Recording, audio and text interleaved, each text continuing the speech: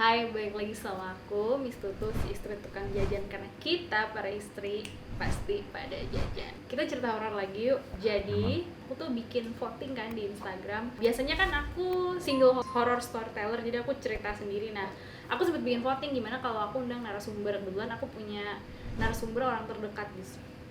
Dan votingnya ternyata menghasilkan 98% mereka setuju untuk aku bawa narasumber, dan aku kebetulan hari ini dapat narasumbernya 2. Nah, ini yang episode 2-nya.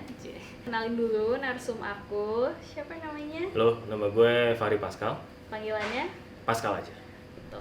Oke, baiklah. Nah, Pascal ini pernah cerita sama aku. Dia punya cerita horor yang horor banget. Temanya KKN, nama tugas akhir ya. Ya, betul. Kalau di Pascal namanya apa? Kerja praktek. Nah, kerja praktek. Nah, jadi aku mau jelasin ke teman-teman juga nih. KKN itu sebenarnya tiap kampus sama tiap jurusan tuh beda-beda ya. Iya, beda-beda. Kan karena kamu kebetulan jurusannya kan teknik perminyakan ya. Jadi pasti ke field dong. Lebih ke lapangan. field, Nah, betul. Ya. mungkin boleh diceritain ceritanya.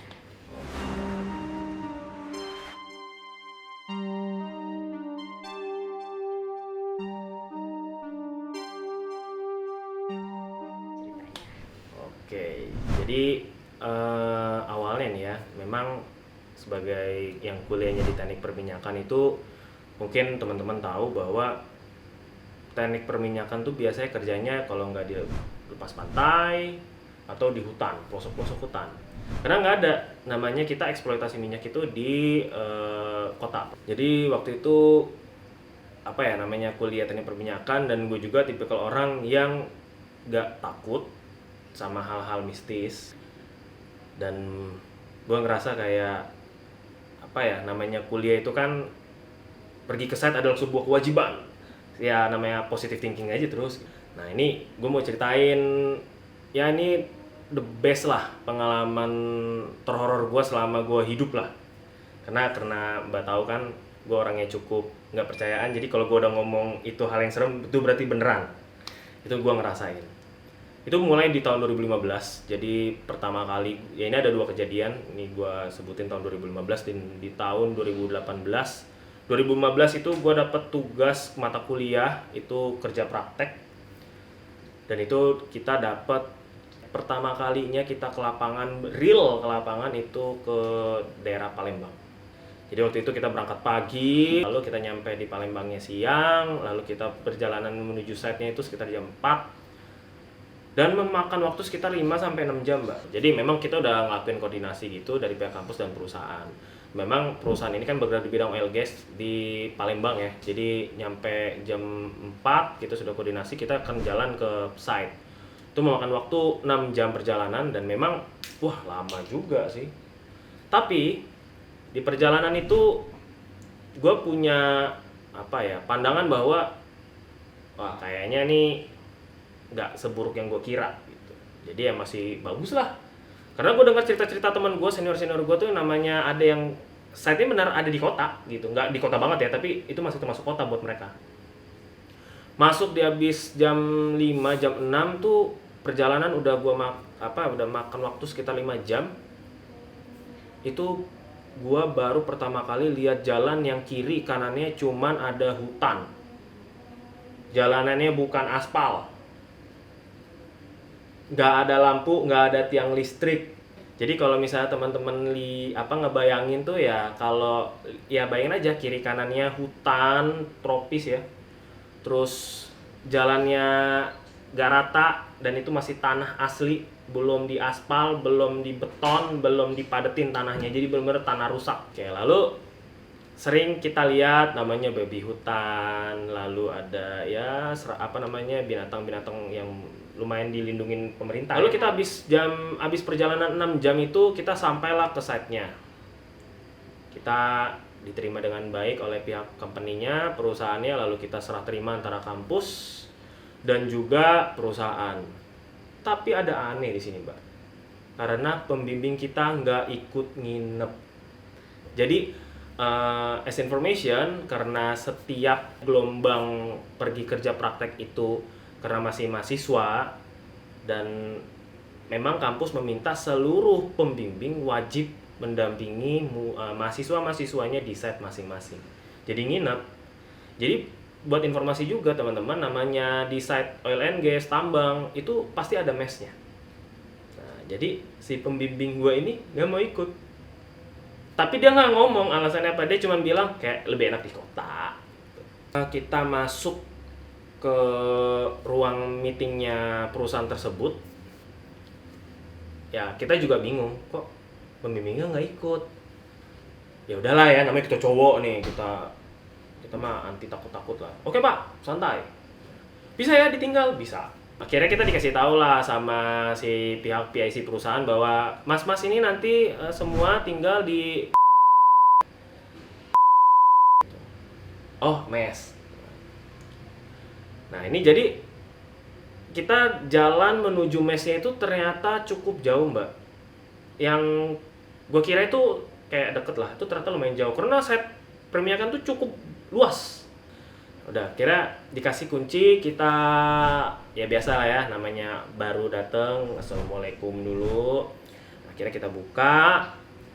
Pas gua nginjak pertama kali di mesnya itu bentuknya kayak rumah panggung ya mbak ya. Jadi bukan yang kayak ini ya, kayak lantai gitu-gitu, masih kayu. Buka pintu pertama, gua nginjek nih kayu-kayu yang udah kelihatan lumayan tua ya.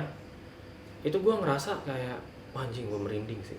Jadi mes kita ini memang kan isi-isinya kanan kita itu kontraktor, subkontraktor. Jadi yang pegawai perusahaan itu agak ke sana, agak ke depan lah, dekat gate. Nah, jadi memang waktu itu gue berenam sama teman-teman gue ini, yaudah kita masuk, taruh tas, kita ngobrol lah. Jadi tempat tidurnya tuh ada 3, 1, 2, 3. Kamar mandi bagian sini. Kita masuk, ngobrol-ngobrol, ketawa-ketawa. Udah jam 9, kita tidur lah. Jadi yang tidur tuh ada berempat. Udah tidur tuh berempat. Yang belum tidur tuh gua sama rekan gue F. Sorry mau nanya, berarti total berenam? Total berenam. Terus kalian satu kamar? Satu kamar. Emang di mes itu kamarnya ada berapa?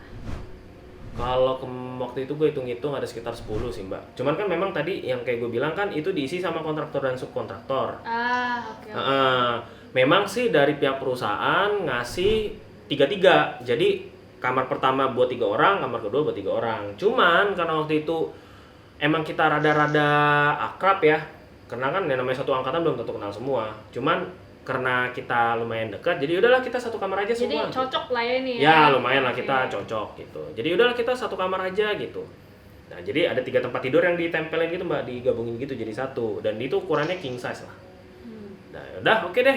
Akhirnya kita makan malam dulu sambil bilang sama PIC yang dari orang perusahaan tersebut, Pak boleh kita gabung ya di satu kamar ya? Nggak apa-apa mas. Udah pakai aja. Nah, jadi si kamar yang pertama ini kita nggak pakai. Jadi kamar yang pertama ini paling pojok kiri, kita sebelah kanannya. Jadi kita pakai untuk berenam. Jadi si teman gue ini berempat udah pada tidur. Sisa gue sama salah satu rekan gue yang namanya F. Nah gue tuh orangnya cukup susah ya tidur. Jadi gue masih merem. Si F ini ngomong, Kal, lo ada dengar suara ketok-ketok nggak? Tok-tok gitu. Nggak ada. Dan itu posisi lampu nyala ya, bukan dimatiin. Posisi lampu nyala. Namanya gue orang yang benar-benar nggak percayaan, jadi kayak paling sebelah, paling apa gitu, kucing paling lewat. Si subkontraktor. Ya, karena gini, betul. Karena itu lantainya kayu, jadi ketika orang berjalan sebenarnya bunyi. Ya kayak orang injek apa ya, kayak kret atau ya, tak kayak krek gitu. Kayak nginjek-injek. Karena rumah lantai kayu. Iya. Udahlah lu tidur aja lah gitu. Gue bilang, ngapain sih lu masih belum tidur? Ntar lah gue santai aja dulu, masih. Dia mau ngerokok katanya. Tapi nggak jadi sih. Oke, baru gua jam 6 pagi itu gue dibangunin karena kan kita biasa aktivitas mahasiswa. Terus dia bilang, gua dipanggil namanya semalam di kamar itu. Dan setelah gue tidur nih, semua pada tidur nih, berlima tidur. Kecuali dia yang belum tidur. Si F ini belum tidur. Nah si F ini belum tidur, ya gue juga bingung. Kenapa belum tidur? biasa, namanya orang baru dari kota masuk ke ini kan ya Ya, apa ada ya, beberapa orang yang penyesuaian, nggak penyesuaian, bisa tidur. betul. Jadi besok paginya ini dia cerita nih sama gua, karena yang si F ini juga lumayan dekat, karena kita sekelas pas kuliah. Nah, dia cerita kayak semalam tuh ada yang manggil nama gua, cuman itu tuh suaranya kecil tapi gua ngerasa kayak gimana ya, kalau mbak tahu kalau suaranya kecil tuh kayak deket banget di sebelah. Gini bahasanya, kalau suaranya jauh berarti dekat, kalau Ya. suara dekat berarti jauh. Iya. Aku tahu tuh makhluk apa itu. Wah itu namanya gua nggak ngerti yang kayak gitu-gitu, gue bilang udahlah lu santai lah, orang baru hari pertama gitu. Jadi memang si teman gue yang F ini karena kebiasaan di kota, ketika masuk di apa namanya di area site itu memang butuh adaptasi kali ya. Jadi dia ya gue pikir kayak lu terlalu halu kali ya, orang gue juga baik-baik aja kok gitu. Udah akhirnya kita jalanin pekerjaan kita sebagai mahasiswa kerja praktek di hari pertama, enggak, hari kedua. Lalu malam itu kita diundang nih sama apa namanya Mas N. Si Mas N ini pembimbing kita nih di site itu dari perusahaan. Jadi si pembimbing dari perusahaan ini, si Mas N ini masih cukup muda dan lulusan universitas di Jawa juga. Karena kita sama-sama orang dari daerah Pulau Jawa, jadi kita cepat akrab. Nah, langsung tanya ini dari sini ya. Nah, udah. Kita diundang ke mesnya dia, kita main PES lah waktu itu. Terus dia pas kita lagi main tuh dia ngomong dengan cukup lantang ya, maksudnya cukup benar-benar yakin tuh dia ngomong, nggak kayak bisik-bisik tetangga. Dia bilang, udah dapat sambutan belum kalian? Nah, ya gua namanya orang sama teman-teman gue yang dari kota, sambutan apa mas? Gitu ya, pura-pura aja bego dulu kan, kayak apa nih, karena ya gua meskipun nggak percayaan, namanya cerita daerah tuh pasti gue percaya. Cuman di saat itu gua nggak ngerasa ada apa-apa, jadi gue pikir kayak bukan gue lah, yang penting bukan gue gitu. Belum ada sih mas gitu, karena kita belum ceritain nih si temen gue yang F ini, karena si F-nya ini juga takut dibilang penakut ya, jadi emang nggak diceritain. Terus ketika gue ngomong sama teman-teman gue juga ngomong di waktu yang bersamaan, nggak mas, nggak ada tuh. Masa biasanya tuh sambutan pas pertama dan pas kalian mau pulang, dan itu selalu.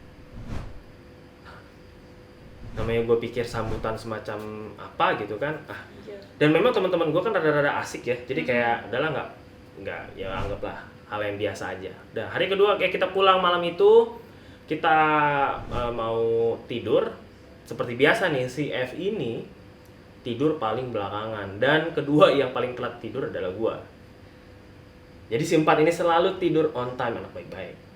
Nah, besok paginya gue dibangunin sama teman-teman gue, si F mau pulang nih. Terus gue bilang, lu seriusan lah, lu baru 2 hari coy, masa pulang gitu kan. Gue nggak bisa lah, kalau di sini gue nggak bisa. Ada apa? Nah akhirnya dia cerita lah ke teman kita ini, keempat orangnya ini. Dia cerita bahwa tadi malam dia mau mandi sekitar jam 10 lah atau jam 11 gitu, gue lupa. Dia mandi nih. Nah di hari kedua ini dia mandi malam.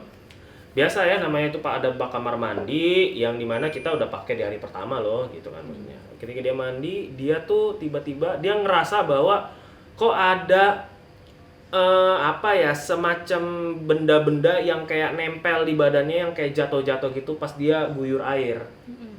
Nah, udahlah. Karena dia ngadepnya masih ke arah pintu, ya dia anggap ya biasa aja gitu. Nah, dia sampai benar-benar ngerasa shock karena dia ngelihat di bak kamar mandinya itu full dengan sayap kecoa dengan air sudah keruh warna coklat. Jadi memang ketika dia mandi itu dan dia shock itu, dia nggak bisa ngomong sampai sekaget itu. Dia benar-benar ngerasa kaget karena dia nggak pernah ngalamin ini. Lalu singkat ceritanya si F ini bilang, coba yuk kita cek kamar sebelah. Karena dia udah mau pulang kan, kayak udah dia mau punya option bahwa dia mau pindah ke kamar sebelah. Karena mungkin yang kamar ini aja digangguin. Teman gua 2 orang dan si F ini pergilah ke kamar sebelah, dan karena kunci kita pegang 1. Karena kan pertama kali dikasih 2 kunci kan. Hmm. Ternyata di kamar pertama itu airnya di bak kamar mandinya itu warna hitam dan banyak kecoa. Masing-masing kamar ada kamar mandinya dalam? Betul, semua kamar ada kamar oke, mandinya. oke. Dan memang kita langsung shock. Dan ternyata benar nih si F ini ngomong.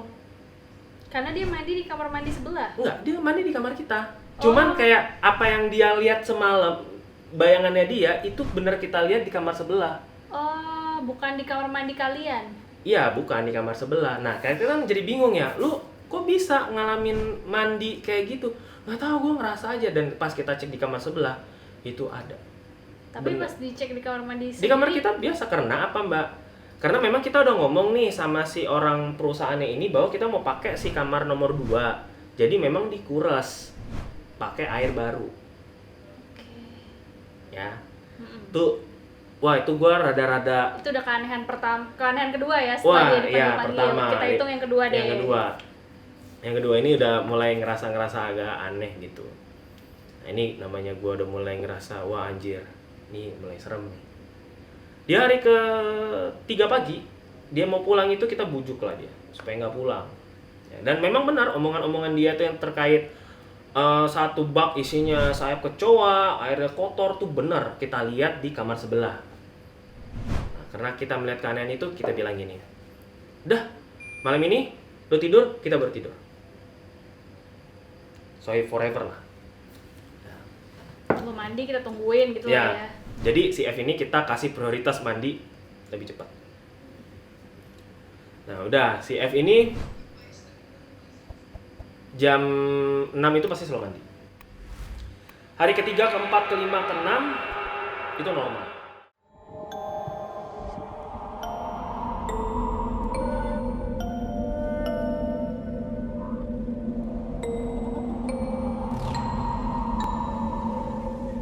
Si E ini jam 3 pagi tuh kebangun. Alangkah terkejutnya dia. Pas dia balik badan. Pas dia balik badan, si posisi R nih terlungkup ya, kayak badan ngadep ke atas. Hah. Gitu kan, muka ke atas. Iya, dari begini. Heeh. Begini. Ya, telentang. Jadi si posisi R ini terlentang ya, si E ini lagi putar badan ke kanan. Dia ngelihat ada salah satu sosok perempuan dengan rambut panjang yang menunggangi si R.